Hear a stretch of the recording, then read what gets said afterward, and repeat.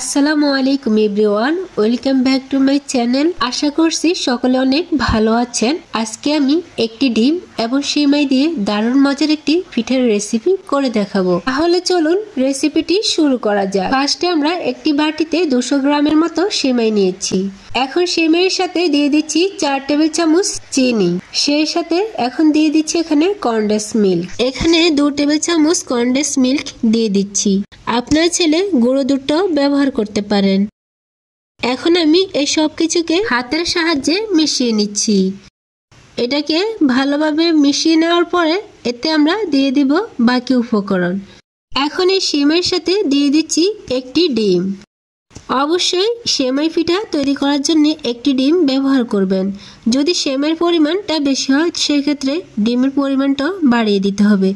যেমন আমি 200 গ্রাম সেমাইয়ের সাথে দিয়ে দিচ্ছি একটি ডিম। তারই সাথে দিয়ে দিচ্ছি হাফ চা চামচ সাদা গোলমরিচের গুঁড়ো।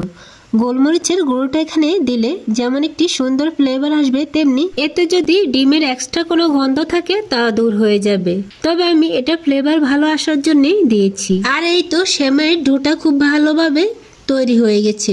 এখন সেমাই পিঠার শেপ দেওয়ার জন্য এখানে আমি একটি কৌটা নিয়েছি।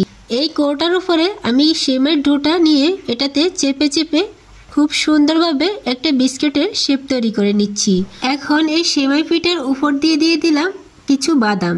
এতে করে পিঠাগুলো ভাজার পরে খেতে দারুণ লাগবে। ঠিক একইভাবে আমি সবগুলো সেমাই পিঠা তৈরি করে নিচ্ছি। আর দেখতেই পাচ্ছেন পিঠাগুলো কিভাবে তৈরি করে নিচ্ছি। আপনাদের মন মতো যে কোনো শেপের এই পিঠাগুলো তৈরি করে নিতে পারেন। কুকি কাটার দিয়েও এই পিঠাগুলো খুব সুন্দরভাবে তৈরি করা যায়।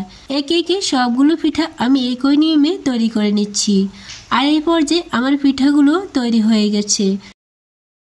এখন এই পিঠাগুলোকে আমি সেমাইয়ের মাধ্যমে গড়িয়ে নিব। এতে করে পিঠাগুলো দেখতে আরো বেশি ভালো লাগবে। আপনারা চাইলে এটা না করেও সরাসরি এটাকে তেলে ভেজে নিতে পারেন। আবার চাইলে আমার মতো এভাবে কিছুটা সেমাইয়ের ভিতরে পিঠাগুলো গড়িয়ে নিতে পারেন। এতে দেখতে চমৎকার লাগবে। আমার সবগুলো পিঠা গড়ানো হয়ে গেছে। এখন আমি এগুলোকে ভেজে নেওয়ার জন্য চলে যাচ্ছি চুলো একটি কড়াই বসিয়েছি। আর এতে দিয়ে দিচ্ছি পরিমাণ মতো সয়াবিন তেল। তেলটা যখন হালকা গরম হয়ে আসবে তখনই একে একে আমি সেমাইয়ের পিঠাগুলো দিয়ে দিচ্ছি। চুলোর জালটা মিডিয়ামে রেখে এই অবস্থাতে পিঠাগুলো সময় নিয়ে ভেজে নিতে হবে। আর যদি চুলোর জালটা বাড়ানো থাকে তাহলে কিন্তু উপর দিয়ে লালচে হয়ে যাবে এবং ভেতর দিয়ে এটা খুব ভালোভাবে কুক হবে না। তাই এই পর্যায়ে চুলোর জালটা মিডিয়ামে রেখে পিঠাগুলোকে আস্তে আস্তে ভেজে নিতে হবে। এতে করে পিঠাগুলো উপর দিয়ে এবং ভিতর দিয়ে খুবই ক্রিস্পি হবে।